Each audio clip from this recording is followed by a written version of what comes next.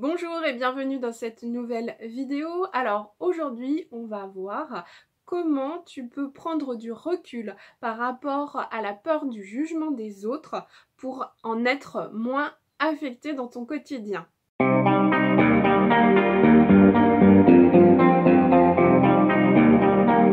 Si tu ne me connais pas encore, je suis Laurie Raffalen, coach personnel et j'aide les femmes à prendre confiance en elles afin qu'elles puissent réaliser les projets qui leur tiennent à cœur. Alors, je n'avais pas forcément prévu de traiter cette thématique de la peur du jugement des autres, mais visiblement, c'est quelque chose qui a besoin d'être relayé encore et encore et encore, puisque c'est une thématique centrale, je pourrais dire, puisque ça revient quasiment dans toutes les personnes que j'accompagne, toutes les femmes qui me sollicitent.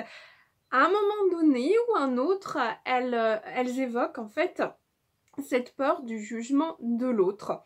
Donc voilà des choses qu'on va me dire régulièrement du genre si j'avais confiance en moi, je pourrais être qui je suis vraiment sans craindre le jugement des autres. Je pourrais me sentir libre et oser faire les choses sans jugement. J'avais pas forcément prévu de traiter cette thématique, mais elle revient régulièrement et peut-être qu'une autre façon d'approcher ce sujet peut-être te permettra de considérer les choses sous un nouvel angle. La première chose que tu pourrais te demander, c'est quel est le prix pour toi de ne pas oser être toi? À quel point c'est coûteux pour toi de ne pas t'autoriser à être toi? J'aimerais ensuite t'amener à faire une distinction entre le jugement et les suppositions. Et plus particulièrement, en fait, de qui vient le jugement. Parce que si je reprends la phrase, le témoignage que j'ai évoqué tout à l'heure, en fait, qui dit donc si j'avais confiance en moi, je me sentirais libre et j'oserais faire les choses sans jugement. Mais sans jugement de qui, en fait? Est-ce que c'est vraiment là la problématique, c'est la peur du jugement des autres, ou est-ce que c'est le propre jugement que tu vas émettre par rapport à toi? Et là on va en revenir au dialogue intérieur. Alors j'ai fait toute une vidéo dessus, donc je vais pas revenir ici en détail sur le sujet, hein, tu pourras retrouver la vidéo, mais vraiment pose-toi cette question de qui as-tu peur? De quel jugement? Est-ce que ce serait déjà pas ton propre jugement? Quelle est la façon dont tu te parles? Est-ce que tu es bienveillante envers toi-même ou au contraire est-ce que tu es très dure et est-ce que tu as un jugement très dur envers toi-même? La deuxième chose, on va parler là des suppositions, donc c'est-à-dire ce que tu imagines que les autres pourraient penser. Et là, alors si tu connais les 4 accords Toltec, j'en ai déjà parlé à plusieurs reprises, donc ça doit être le deuxième ou le troisième accord qui dit ne faites pas de suppositions, et c'est bien de ça dont il est question, parce que bien souvent, d'un fait, on va se monter toute une histoire. Ce n'est pas parce que ta collègue ne t'a pas dit bonjour le matin qu'il y a une problématique avec toi. Elle peut avoir par exemple passé une très mauvaise nuit en raison d'un enfant malade, ou elle peut être aussi préoccupée du fait d'avoir un problème urgent à traiter avec un client, et puis voilà, elle était dans son stress, elle t'a même pas, ça se trouve elle t'a pas vu, du coup elle t'a pas dit bonjour, et toi tout de suite tu t'es monté tout un film en imaginant voilà, qu'elle avait des choses à te reprocher, que tu avais fait quelque chose de mal, tu l'avais blessée, enfin, t'es partie dans un délire total, alors qu'en fait, il est très fort probable que ça n'avait absolument rien à voir avec toi. Donc là, vraiment, la distinction entre un fait, c'est quelque chose de non contestable et qui est vu par tout le monde de la même façon. Et après, t'as l'histoire que tu te racontes, c'est tout ce que tu vas en tirer, en déduire, en supposition. Et puis, l'autre chose aussi par rapport à ça, donc pas de... évite, hein, alors C'est pas si évident que ça, mais en tout cas, c'est vraiment quelque chose, plus ça va être présent à ton esprit, plus tu vas y faire attention. Et rien que le fait de dire « Ouh, là, attends, je suis en train de me monter tout un film », déjà, tu vas avancer. Et progressivement, bon, tout simplement, c'est un entraînement. Tu vas voir qu'au fur et à mesure, ça va devenir de plus en plus naturel. Alors, je sais vraiment hein, de quoi je parle, hein, parce que c'est quelque chose... vraiment, voilà, le jugement du regard de l'autre, c'était quelque chose... qui pesait beaucoup enfin, sur moi. Et c'est un travail que j'ai dû faire, c'est un travail de longue haleine, mais comme je le dis toujours, et je vais le répéter une nouvelle fois, ce n'est pas facile, mais c'est possible. Et vraiment ce livre des 4 accords Toltec m'a vraiment aidé pour ça. Donc voilà. Et déjà, ne pas faire de suppositions, c'est déjà quelque chose qui va grandement t'aider. Ça va t'éviter de partir sur un truc qui sera en fait complètement... enfin, qui n'aura rien à voir avec la réalité. Et autant se faire possible, ben, demande à la personne, voilà, si ta collègue qui t'a pas dit bonjour, tu vas la voir, tu lui demandes s'il y a quelque chose, puis tu verras bien ce qu'elle te répond et tu verras en fonction. Et l'autre chose, c'est que de toute manière, si t'as, enfin, il y a très peu de chances que tu arrives à identifier précisément, à savoir à l'avance exactement ce que la personne va penser. Et en plus, on sait très bien que dans le cadre professionnel, dans le contexte professionnel, il y a toujours un espèce des jeux pas toujours très sains qui se jouent. Et finalement, on ne sait jamais comment les personnes ce qu'elles vont penser. Ça, on le sait, elles ne disent pas toujours en face. Mais en tout cas, voilà, de toute manière, c'est jamais évident à savoir à l'avance. Donc, tant qu'à faire, si tu peux t'épargner de partir dans des suppositions qui finalement te feront plus de mal qu'autre chose, eh bien c'est pas plus mal. Entraîne-toi, tu vas voir, progressivement ça va rentrer.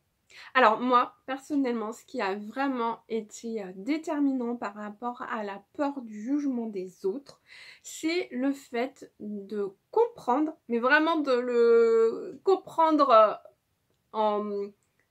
de l'intégrer, ouais, plus que de le comprendre, parce que je pense que jusqu'à avant, j'avais bien cette notion, mais j'arrivais pas à l'intégrer, et c'est vraiment le fait, attention, hein, c'est également dans les 4 accords Toltec, donc c'est le deuxième, j'ai dû me tromper tout à l'heure, ne fais pas une supposition, ça doit être le 3e, et n'en fais pas une affaire personnelle, ça doit être le 2e, et en final, peu importe, c'est vraiment ça, quand l'autre émet un avis, ça n'a strictement rien à voir avec toi. Et là encore, comme je le disais, il y a un niveau où on va comprendre, concevoir que c'est ça. Il y a un autre niveau où on l'aura vraiment intégré. Et là encore, ça demande de l'entraînement. Ça demande de faire face. Et finalement, pour le coup, les réseaux sociaux sont un très bon terrain de jeu. Puisque comme les gens adorent donner leur avis sur tout et n'importe quoi, j'avoue personnellement... Alors bien évidemment, tout le monde peut avoir un avis, son propre avis. Alors ça, il n'y a aucun souci avec ça. Ce que j'ai encore moi du mal à comprendre, c'est pourquoi... on va s'imposer de regarder quelque chose qu'on n'apprécie pas et aller dire qu'on n'apprécie pas quand dans la plupart du temps on n'est même pas concerné par le sujet. Donc ça, j'avoue, c'est pour moi, je n'ai pas compris. Et comme en plus généralement ces personnes qu'on appelle des haters ne mettent pas des commentaires qui invitent à l'échange, et bien au final, je n'arrive pas à comprendre. J'aimerais bien comprendre, j'aimerais bien vraiment que ces personnes m'expliquent quels besoins elles viennent combler en s'imposant de regarder quelque chose qui ne les concerne absolument pas et de mettre un avis, dire que c'est nul ou je ne sais pas trop quoi. Voilà, mais encore une fois, ces personnes ne sont pas dans une démarche d'échange, donc impossible de comprendre pourquoi. En tout cas, quoi qu'il en soit, ce que j'ai compris, c'est que ça n'avait absolument rien à voir avec moi. Ces personnes émettent un avis par rapport à leur propre, leurs valeurs, leur système de croyances, leur vision du monde, leur représentation du monde, et ça n'a rien à voir avec moi. Et finalement, en fait, pour arriver à intégrer ça, moi, ce que j'ai pu faire, c'est vraiment prendre les choses à l'inverse. Et quand je suis tentée de donner mon avis, de me dire, ah bah oui, en fait, voilà, là, c'est ton avis par rapport à tes valeurs, tes croyances.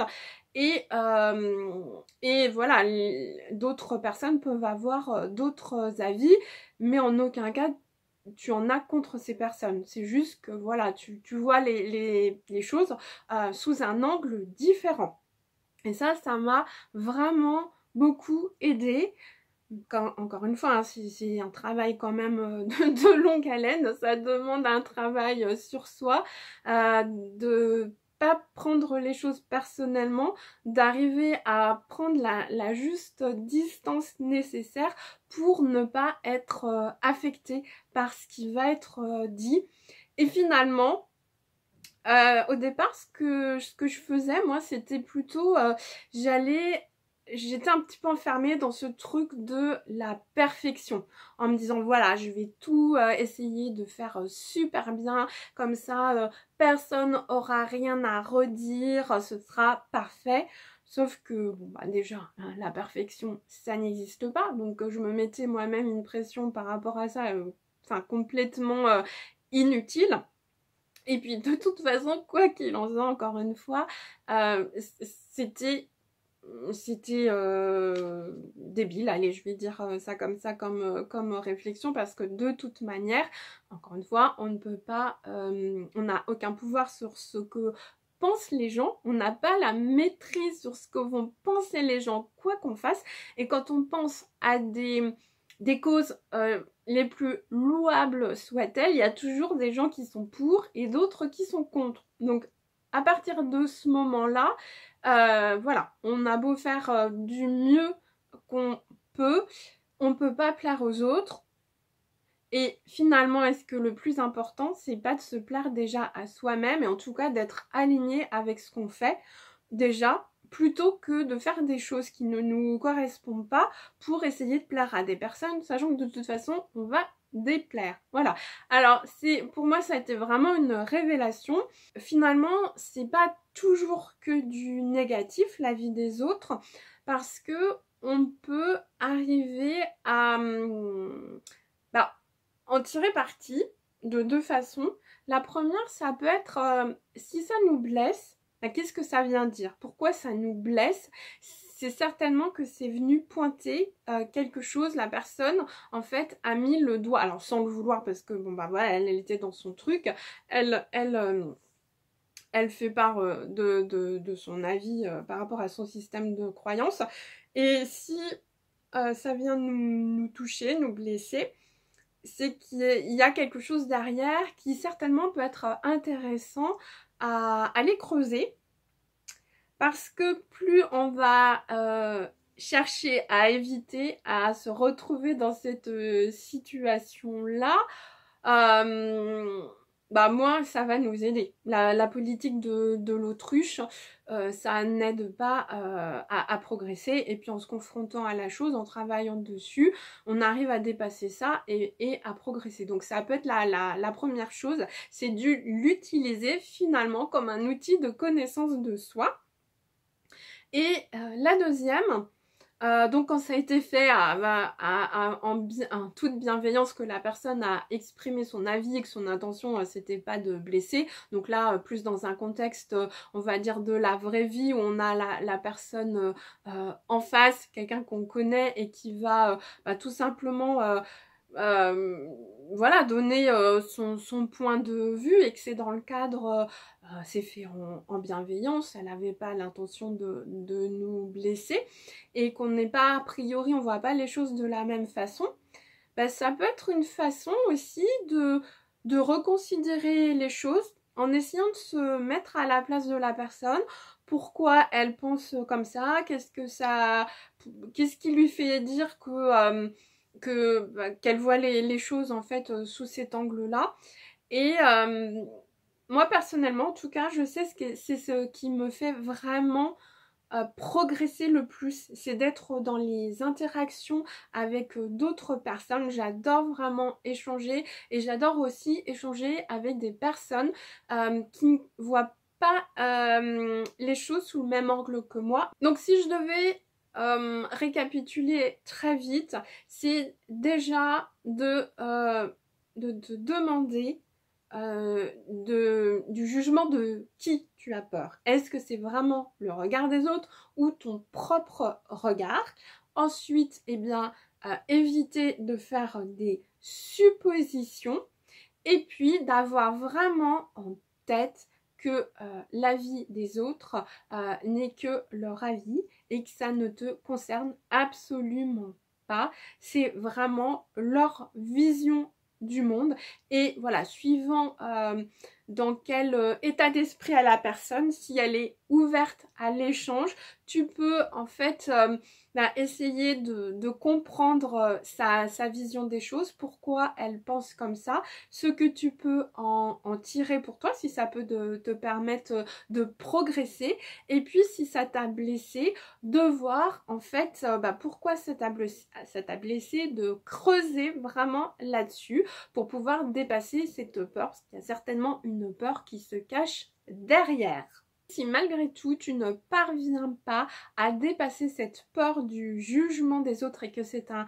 réel frein à la réalisation de tes projets personnels ou professionnels et que tu as besoin d'être accompagné, eh bien je propose différentes formules, donc en auto-coaching ou en coaching, suivant eh bien le niveau de coup de pouce dont tu as besoin.